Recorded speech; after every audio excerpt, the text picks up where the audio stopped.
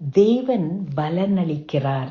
விசுவாசிக்கிறவர்களுக்கு தேவன் பலனளிக்கிறார். எபிரேயர் 11வது அதிகாரம் 6வது வசனம்.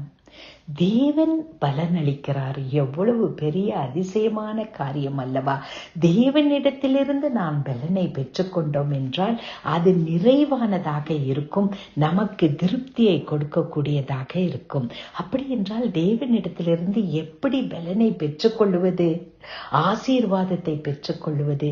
விசுவாசமுள்ள இருதயம் இருக்கிறவர்களை தேவன் ஆசீர்வதிக்கிறவராகவே இருக்கிறார். எனவே இந்த விசுவாசமுள்ள இருதயத்தை நம்மிடத்திலே நாம் என்ன செய்ய வேண்டும்? பழக்கிக் கொள்ள வேண்டும். அன்பின் பரம தகப்பனே, ஆண்டவரே, விசுவாசம் இருக்கும் போது நீர் கொடுத்த வாக்குத்தத்தங்கள் எல்லாவற்றையும் எங்களுக்கு சுதந்திரமாக்கிக் கொள்ளக்கூடிய பலனை தருகிறவராக, நீர் பலனளிக்கிற கர்த்தராக இருப்பதற்காக நன்றி ஆண்டவரே. இன்றைய நாளிலே எல்லா வாக்குத்தத்தங்களையும் எங்களுக்கு சொந்தமாக்கிக் கொள்ள விசுவாசமுள்ள இருதயத்தை எங்களுக்கு தாரும் கர்த்தாவே. இயேசு கிறிஸ்துவின் மூலமே ஆமேன்.